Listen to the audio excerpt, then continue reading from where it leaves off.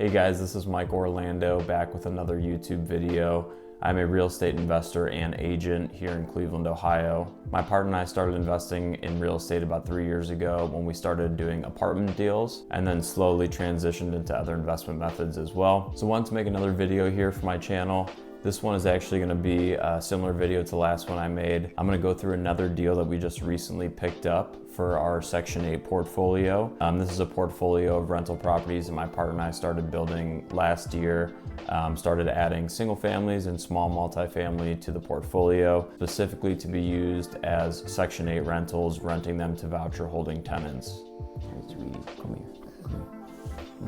Somewhere sleepy. Sit down. Sit down. Sit down. You go sit over there. Are you sleepy? Sit on the couch. Go sit on the couch. So there's a few reasons why investing in these Section 8 rental properties is pretty attractive. I went into some of those in my last video, but in general, the affordability is a big one.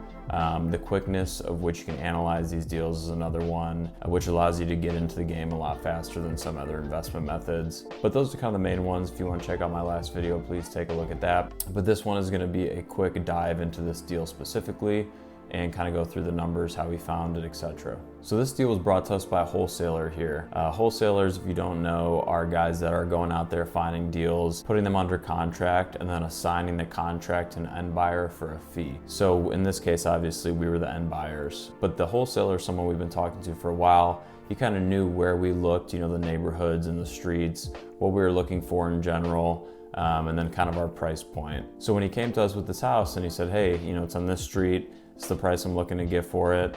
We were obviously intrigued. It was pretty close to what we're looking for. I think the only thing that was maybe a little off was the price, but of course that can be negotiated. So we set up a showing, went in there, the house was vacant, walked through it. We put together a quick budget of what needed to be done to get this house rent ready and more specifically Section 8 ready. And once we did that, we kind of put that budget together and said, okay, hey, we realistically have to get the house at this much as opposed to what you're asking for it.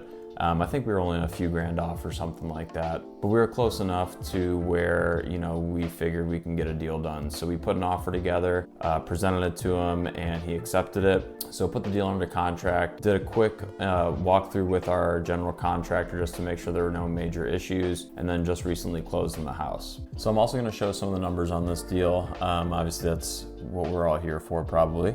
Purchase price on this deal was $72,000. We knew that we were gonna have to put about $10,000 into it to get it rent ready and Section 8 ready. So we knew we'd be all in it for about $82,000. For this deal in specific, we used a lender that lent us the rehab money on construction draws. So basically they would lend us 85% loan to cost. So they're lending us 85% of the total cost of the product. We come with that 15% down, and they are lending us the renovation money on construction draws. So we'll go in, complete an item on the scope of work, then they'll reimburse us for that. When they appraised the property, it appraised at $117,000. So we knew we already had some equity and some room to work. Now again, a lot of these properties are not properties that we're trying to fully burr and pull all of our cash out. If we could just pull out the loan amount and repay the lender, usually we're happy because we have some cash to spend and some cash to place into these deals. If you don't have additional liquid cash, you need to be recycling the capital that you do have to buy more deals. You're gonna wanna find something that you can fully burr or mostly burr and pull out most of your capital. So for this one, if we wanna pull out all of our cash that we're investing and obviously repay the lender, we would probably have to get this property a decent amount cheaper, but we're okay with keeping some equity in these and therefore having a lower debt payment and more cash flow.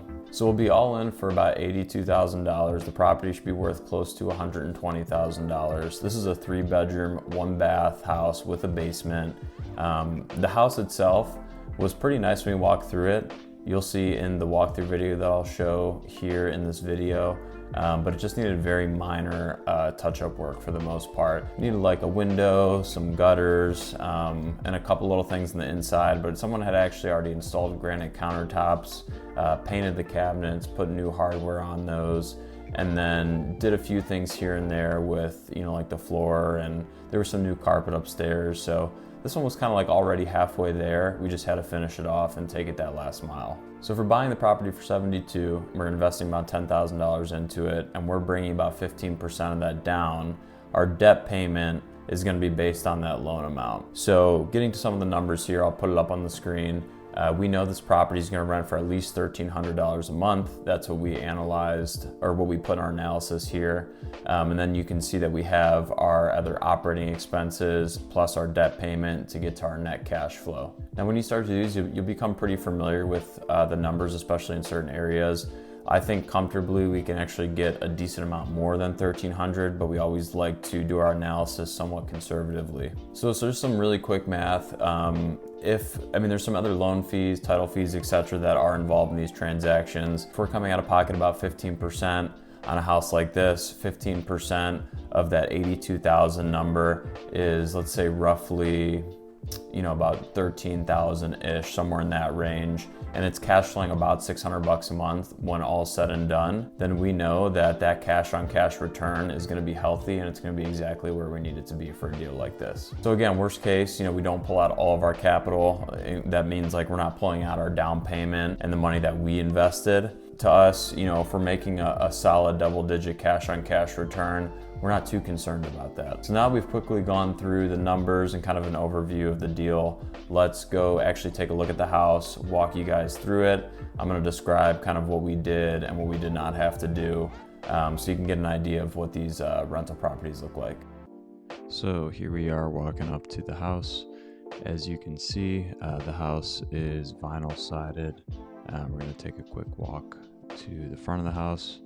Vinyl windows as well, which is something that we always look for.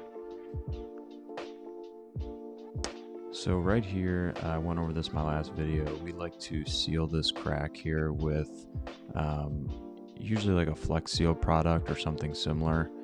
Walking up to the front here, the front door, we would just replace that metal front door there. You can see the vinyl windows here.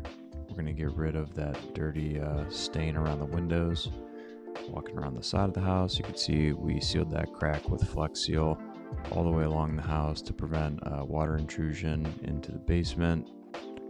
Walking around the back, it's got a nice backyard. No garage on this house. There was one at one point that was obviously taken down, but most of the tenants we've noticed don't use it anyways. Quick look at the back of the house. You have additional vinyl windows here, and the roof is in pretty good shape as well. We did trim back this tree a little bit.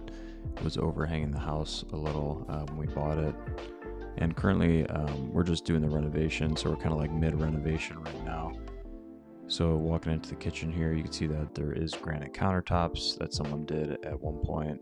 We're doing some wall work and some touch-up paint. The cabinets were painted at one point as well, so just touching those up. Then under the sink here, you can see that we went through and did the Flex Seal like we typically do to keep the sink base dry.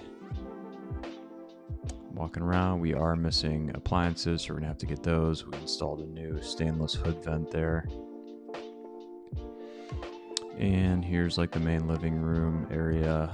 The hardwood is in pretty good shape. It had been painted over, which we're okay with. Walking into one of the bedrooms here. Same situation, hardwood's in good shape. Light fixtures are stainless. And then the bathroom, you can see we're doing a new vanity with a nice faucet there. We're doing a new toilet. And the rest of the bathroom is pretty straightforward. We didn't really have to do much to it. Here's the second bedroom on the first floor. Same situation, hardwood's in good shape, light fixture, and obviously the place has been painted. And now I'll take a quick walk upstairs. This is the third bedroom. This carpet was done before we purchased it. The carpet's pretty much brand new. You can see the vinyl windows upstairs here. Nice big bedroom up here. And we're just doing some touch-up paint over here where there was a mirror hanging, and we installed this vinyl window. This was the only one on the house that was not already done when we bought it. So, a few $100 to install that new window. Same thing with some stainless light fixtures upstairs, and we'll just take a walk back down. Pretty straightforward up here.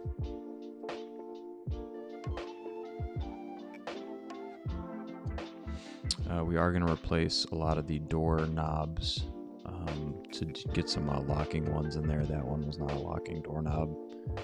Going down to the basement here, our guy's going to be painting this hallway into the basement just white. Did a little bit of wall work as well.